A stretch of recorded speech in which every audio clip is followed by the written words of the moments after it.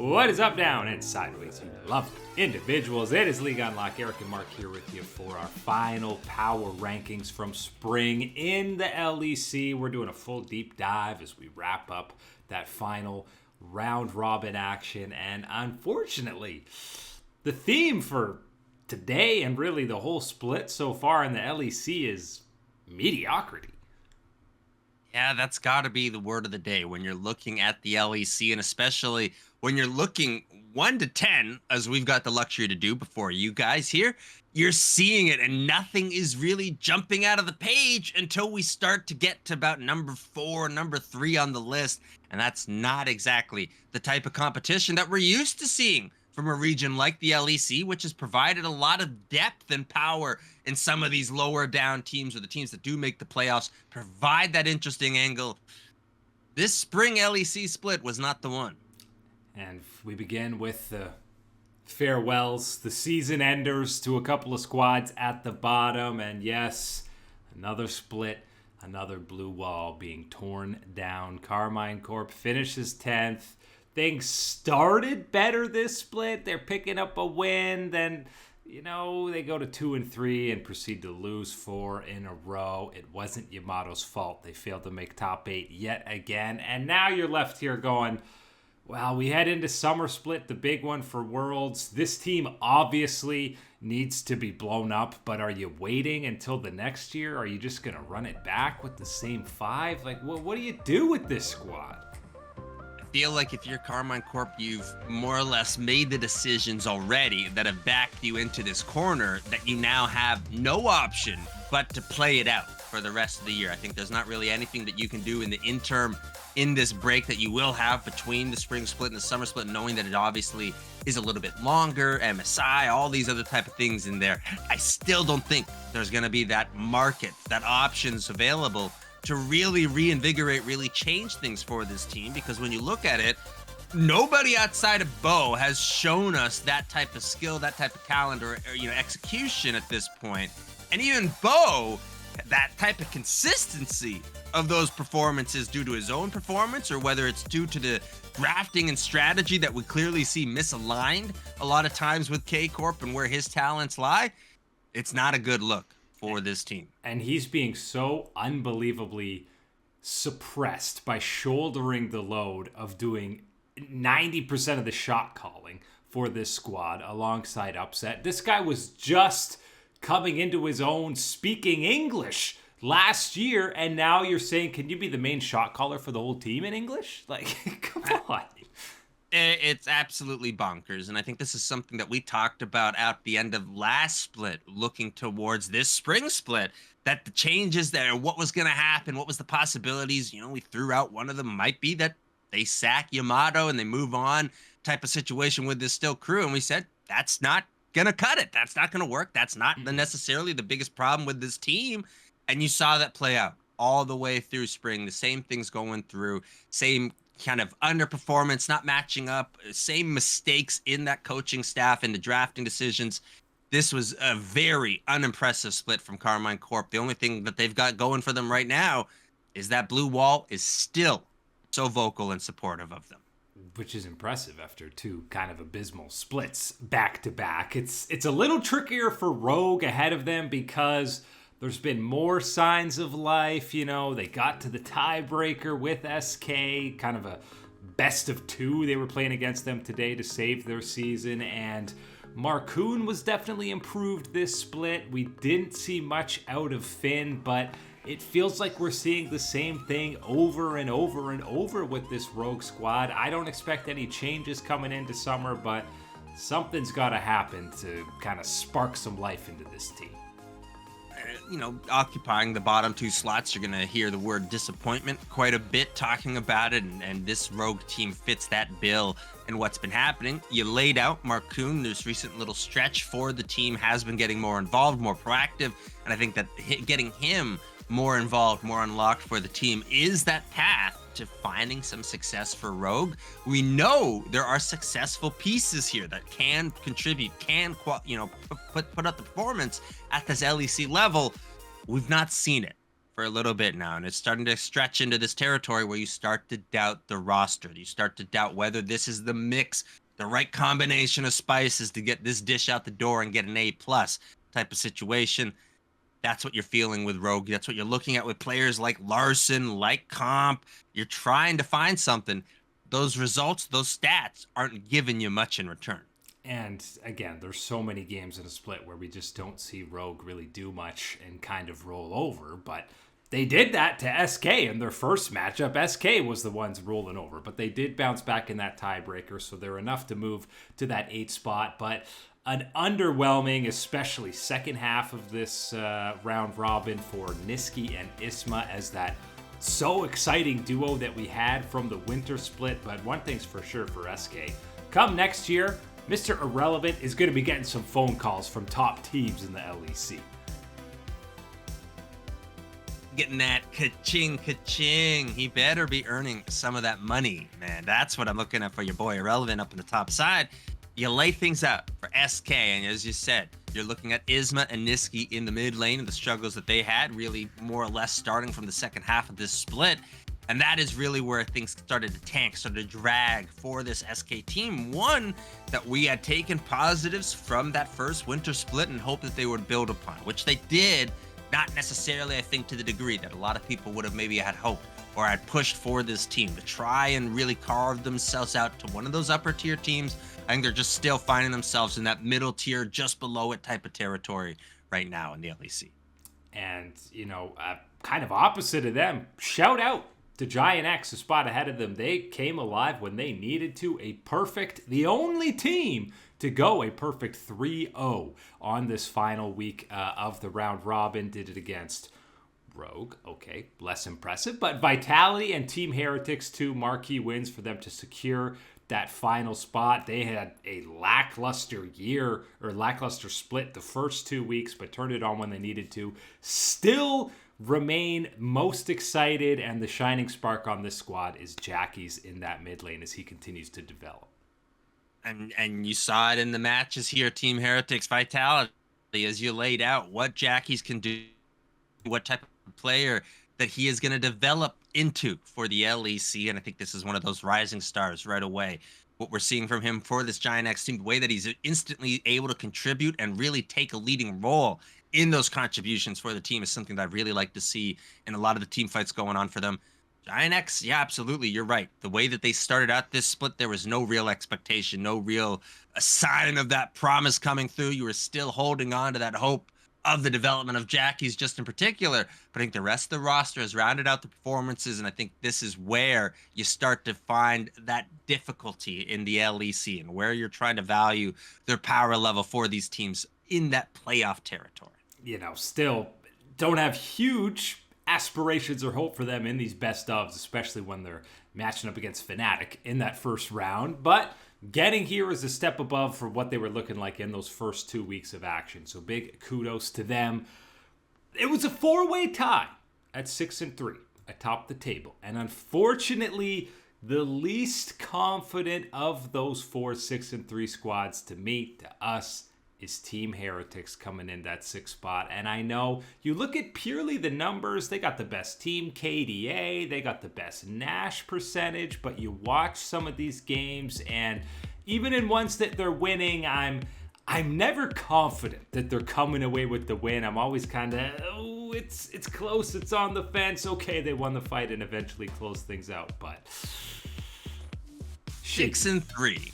6-3 as you laid out. This is where we're at in the record in the LEC, and this is really one of those misleading ones because a lot of the time you might see something like this and you're going, okay, that's a decent amount more wins than the losses type of thing. You're kind of just above that middle of the pack territory, and it really is. No, it's not above it. It is that middle of the pack territory. One, maybe 2 games difference at most. Yes, in the LEC, and it's one of these ones where people are just beating up on each other. Is that rotation of that mediocre middle is where we are in the LEC for some of these squads. And one of the most obvious ones is this Team Heretics, as you laid out. I think a lot of the problems that you want to see addressed or that you're worried about, really, if you are Team Heretics, you're worried that you're going to see fully exposed in a best of scenario, right? As you move out of the best of one, that's where I don't think you have as much confidence in the execution for this Team Heretics team. Need to see, Flacca. He looked good on Yasuo, but traditional ADs outside of Zeri maybe hasn't had as big of an impact. We need to see Zwiru. Is he able to be a featured guy, be a carry, be a win condition for the squad? It still feels like there's too much on the shoulders of Jankos to do the heavy lifting for this squad. Even though we've seen signs of wonder of old, I still have a lot of question marks surrounding this Heretic squad as we move to those best ofs. And even though Mad Lions have been a little shaky themselves, it feels like they're slowly returning to that winter form. All I need are more spicy picks out of Mirwin, because this whole split, all we got was one AD Nico game and a couple AD TFs, but where's the fiddlesticks? Where's the Yasuo? That's where this team was at their best. We're asking for the spice of life to come into this dish, and all we're getting is just one measly red pepper flake coming into the top side. Where when you're our guy, you're our spice dealer. You're supposed to be the one heating things up for us. That's what we want to be seeing. And yes, this Mad Lions Koi team is one that is slowly and cautiously starting to heat things up in this spring split, right in time for the best of scenarios. This was an incredibly slow start for them, and what we saw, what we wanted to be built upon from the last split, it's realizing again, well, it's going to be obviously a little bit more of a project with these young players, even with Elyoya and how much they succeeded in that first split that they ran through. We still are seeing a lot of that promise, a lot of that prospect with these players. And right now, the way that they've closed out this bit of the split before we get into the bracket stage, looking pretty happy about these Mad Lions Koi. And I think they similarly to G2, because they also went to finals. Probably a bit of slump coasting heading into the new split, but now that we're in best of threes, hopefully getting to best of fives for them, this is where you start to see, what did you learn from that playoff run in the winter split as a bunch of rookies? How much more accustomed and comfortable are you now in these best of scenarios?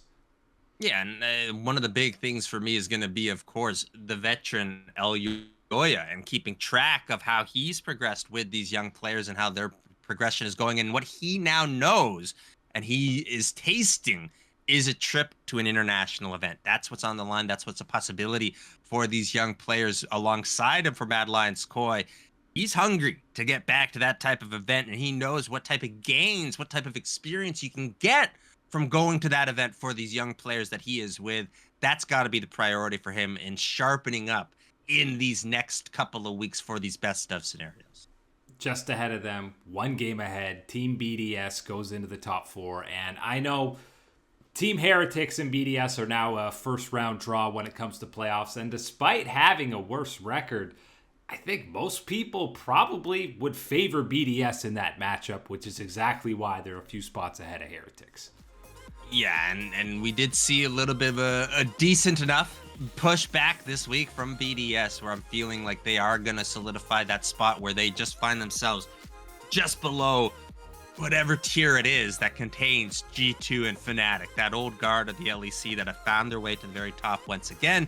You're going to have a team like BDS nipping at your heels, and what we're going to see from them in these best of scenarios, especially one against Team Heretics lined up for you, I think that's going to be the very good indication of what type of level this threat for BDS is going to be in these playoffs. And even though it feels like Adam's, teeth have kind of been removed as of late, he's not that same lethal, terrifying matchup on that top side. It really feels like they've seamlessly transitioned and leveled up the rest of the team, because Sheo, one of the most consistent junglers in the LEC, Nuke has proven time and time again he can be a featured guy finding engages in that mid lane. And Ice, credit where credit's due. We criticize this move so much, but he, alongside Noah, maybe the two most consistent ADCs in the league. He's been fantastic. He really has beaten a lot of the expectations that people would have had for this, especially with how well liked in the community someone like Crownie was to make this type of move. And unpopular at the time, paying off now with the results that we are seeing from it. And I think the kind of consistency in your confidence that you can have for the level of play that you're going to get from that bottom lane is something I don't know if we quite got with Crownie in that position. So it's good to see for BDS. You mentioned Adam not really quite having his teeth as far as the gameplay goes. Yeah, that's shown up, and that's shown up in the stats as well. But what I have seen consistently, and you're still seeing with the communications from Adam, is how involved he is in the comms, in the shot calling, in the aggression that is able to come through for this team, knowing that they can make these confident plays because you got someone like Adam hyping you up in the background. That's a pretty good thing for BDS. Which is a sign of maturity, which we're not often seeing with Adam. But to be able to maybe not be that featured guy, not have things going your way top lane, and still being vocal in a team is absolutely something that you want in one of the players on your squad.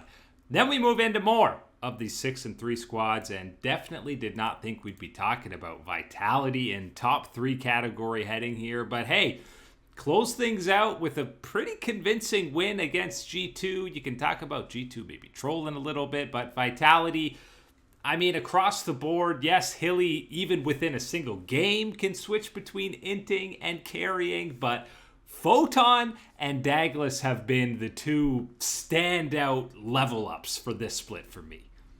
Big time, big time. And if they don't level up like this, I don't think that we're even close to talking about a Vitality into this territory of the LEC in this power rankings and where things have gone for them. As you laid out, it's unbelievable the heart attacks you can have watching Hylissang cut through it. You gotta live and die by him. That's just his mantra. You're watching play after play after play where you're like, there's only one man on this planet either skilled enough or bonkers enough to make these plays or misplays. That's Hylissang, man. You learn to love and live with it, and that's how things have been going. He plays the exact same way regardless of what the gold lead is. It doesn't matter if you're even up 10k or down 10k. He's looking for that engage. He is always the optimist for those type of plays, trying to get that engage for the team. And when you've had the follow-up that this Vitality roster has provided, I'd be willing to bet on myself for a couple of those plays as well.